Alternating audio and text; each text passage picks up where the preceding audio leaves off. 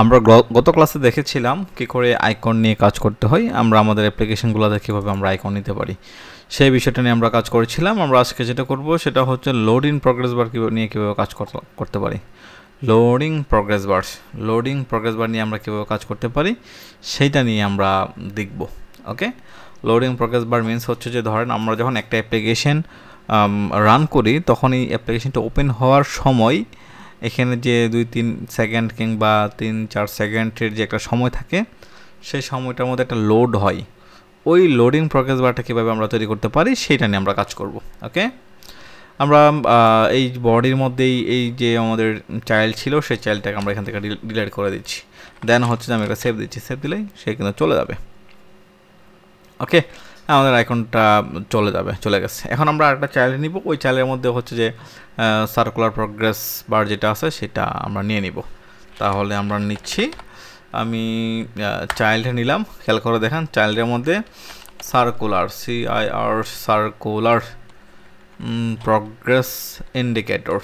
Circular progress ইন্ডিকেটরটা আমরা নিব।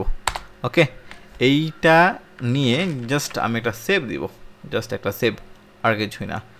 দেন হচ্ছে যে খেয়াল করে দেখেন এখানে কিন্তু একটা লোড আকারে একটা কি আসছে, প্রগ্রেস বার কিন্তু আসতেছে, লোড হচ্ছে, একটু হয়তো একটা স্লো দেখাচ্ছে বাট লোড হচ্ছে।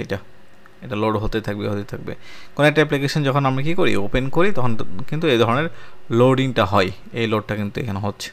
আর এইটাতে আমরা কাজ করতে পারবো, এটাকে আমরা ডিজাইন করতে পারবো, মানে হচ্ছে এটা কালার চেঞ্জ করতে পারবো। হ্যাঁ, তারপর এটা স্টক হোয়াইট যেটা আছে সেটাকে মোটা চিকন করতে পারবো, এই জিনিসগুলো আমরা করতে পারবো। এটা করার জন্য প্রথমে আমি কালারটা চেঞ্জ করি, খেয়াল করে দেখেন কালার চেঞ্জ করব, COLORS কালার্স ডট, এখান থেকে আমরা যে কোনো একটা কালার ব্যবহার করব। ধরেন আমরা এখান থেকে এই কালারটা ব্যবহার করি, এই colours dot orange, deep orange, just save দিই, আমরা দেখতে পারবো যে এটা কিন্তু ডিপ অরেঞ্জ হয়ে যাবে। একটু সময় নিলেও এটা ডিপ অরেঞ্জ হয়ে যাবে। এই যে এটা কিন্তু ডিপ অরেঞ্জ হয়ে গেছে। আমি এটা একটু বড় করলে হয়তো বা একটু ভালো দেখা যাবে। দেখেন এটা কিন্তু ডিপ অরেঞ্জ হয়ে গেছে, তাই না? এটার স্টকের হোয়াইটটা আমরা বাড়াতে পারবো। জাস্ট আমি যদি লিখি STOCK স্টক হোয়াইট, এখানে আসছে, হ্যাঁ আসছে, স্টক হোয়াইটটা আমরা বাড়াবো। স্টক হোয়াইট এখান থেকে আমরা হচ্ছে 10 দিয়ে দিব, স্টক হোয়াইট 10 দিয়ে দিলাম, আমি সেভ দিলাম। দেখেন এটা কিন্তু একটু মোটা হয়ে যাবে। জাস্ট আমরা একটু ওয়েট করলে দেখতে পারবো যে এটা একটু মোটা হয়ে গেছে। আমরা আমাদের মতো করে যতটুকু মিনিমাল প্রয়োজন পড়ে ততটুকু কিন্তু আমরা নিব এটা। ওকে, তার একটা ব্যাকগ্রাউন্ড, একটা কালার কিন্তু আমরা নিতে পারবো।